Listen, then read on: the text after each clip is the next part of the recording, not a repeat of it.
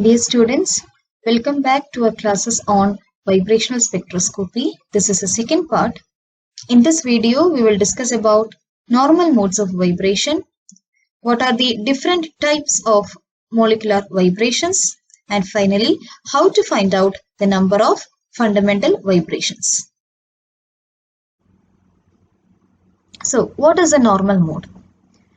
A molecular vibration in which all the atoms oscillate with the same frequency and pass through their equilibrium positions simultaneously is called a normal mode.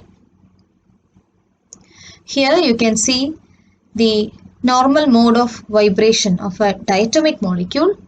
A diatomic molecule will have only one normal mode of vibration that takes place along the bond axis. These are the normal modes of vibrations of a polyatomic molecule, for example, water. Water has three different normal modes of vibrations. So these normal modes are all natural vibrations or characteristic vibrations of a molecule. These are also referred to as fundamental vibrations. So molecular vibrations are broadly divided into fundamental vibrations and non-fundamental vibrations.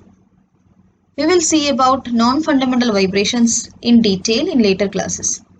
So today we will talk about only the fundamental vibrations. Fundamental vibrations are again divided into stretching vibrations and bending vibrations. The stretching and bending vibrations are again divided into different kinds. So we will see about all these types of vibrations one by one. So the first type of fundamental vibrations is the stretching vibrations. Stretching vibrations involves movement of atoms within the same bond axis such that the bond length changes without any change in the bond angle in regular interval. That is, the bond length increases or decreases, but there won't be any change in the bond angle. Stretching vibrations are of two types, symmetric stretching and asymmetric stretching. In symmetric stretching, the atoms of a molecule either move away or towards the central atom simultaneously, that is in the same direction. So this is the image of symmetric stretching. The blue balls denotes the two atoms that move towards the central atom or away from the central atom both simultaneously. It is called symmetric stretching, but there won't be any change in the bond angle. Only the bond length changes. The second one is the asymmetric stretching. In asymmetric stretching, when one atom moves towards the central atom, the other moves away from it.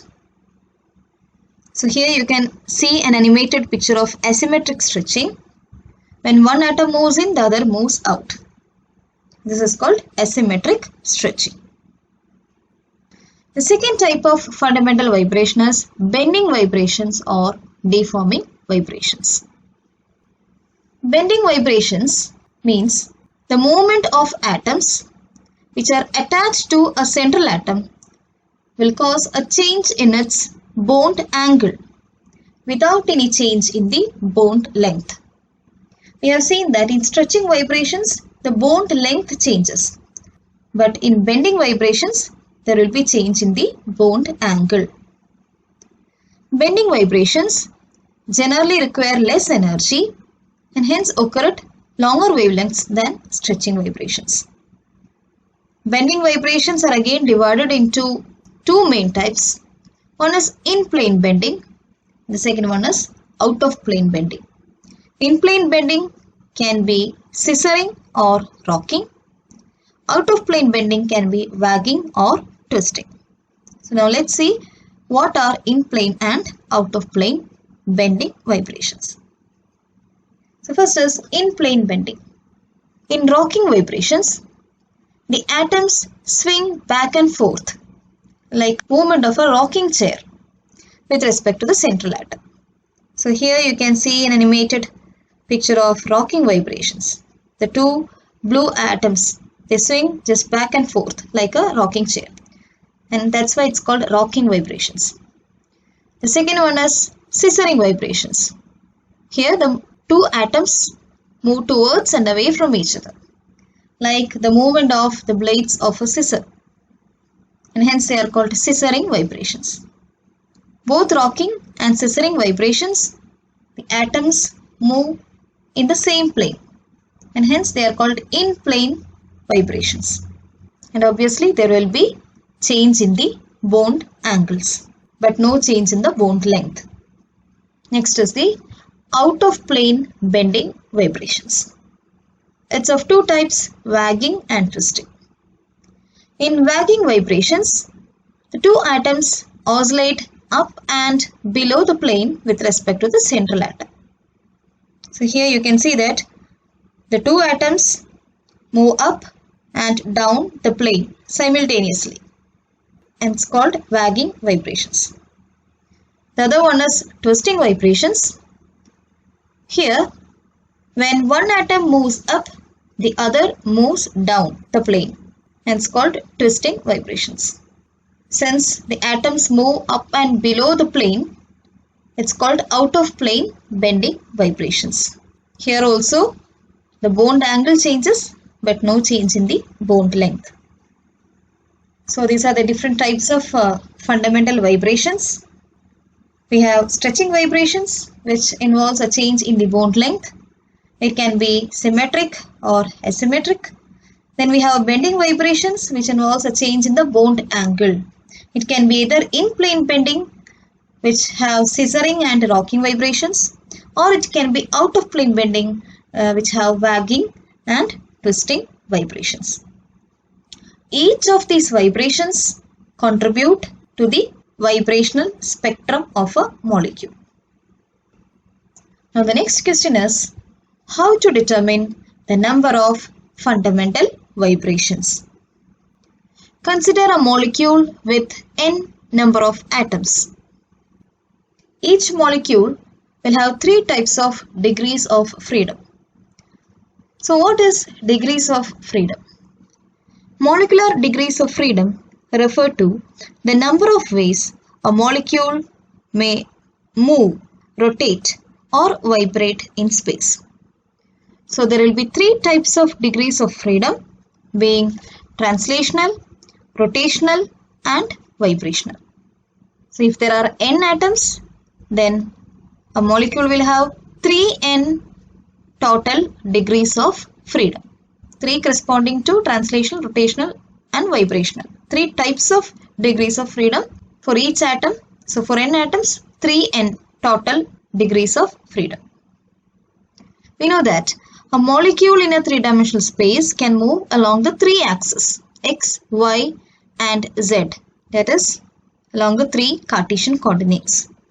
Therefore, the number of translational modes is 3, or translational degrees of freedom is 3, because the molecule is free to move along the three axes.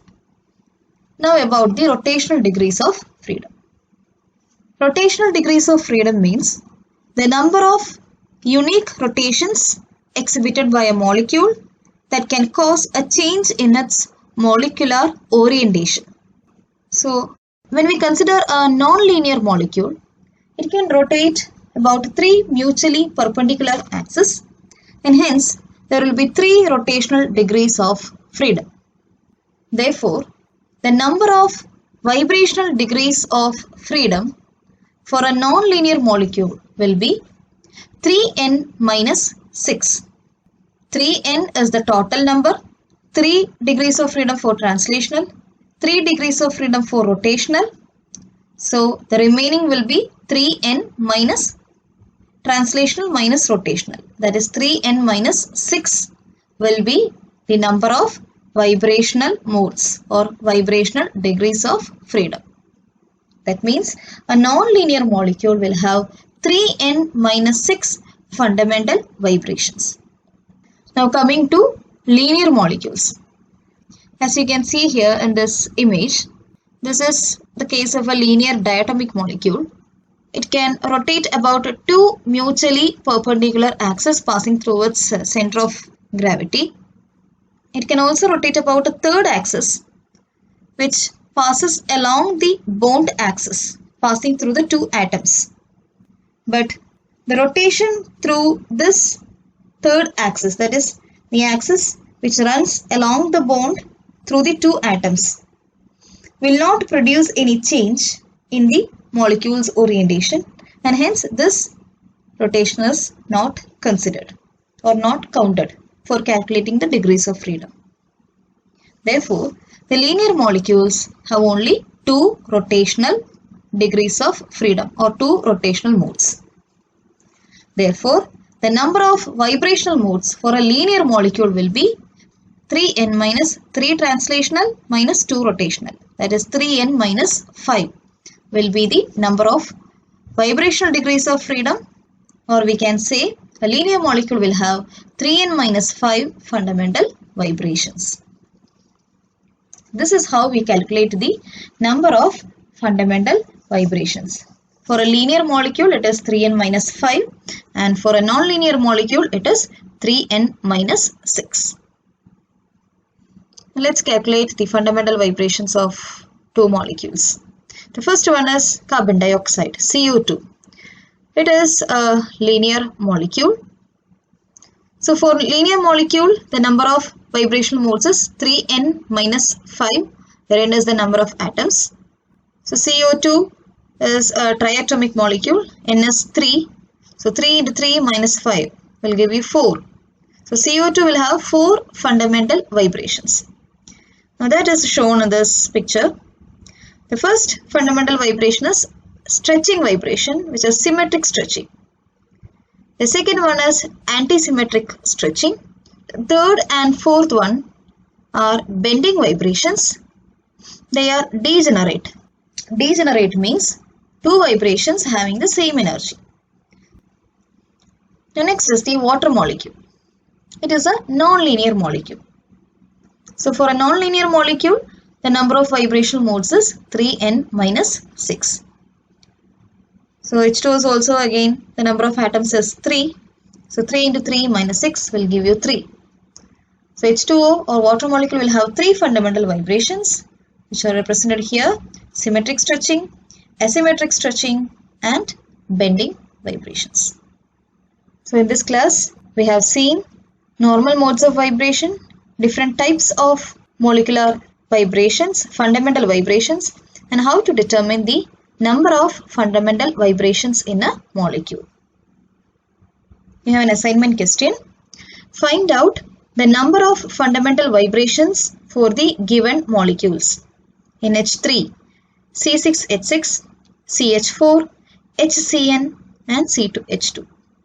So see whether the molecules are linear or non-linear and apply the equation. That is 3n minus 5 for linear molecules and 3n minus 6 for non-linear molecules, and try to find out the number of fundamental vibrations. Thank you.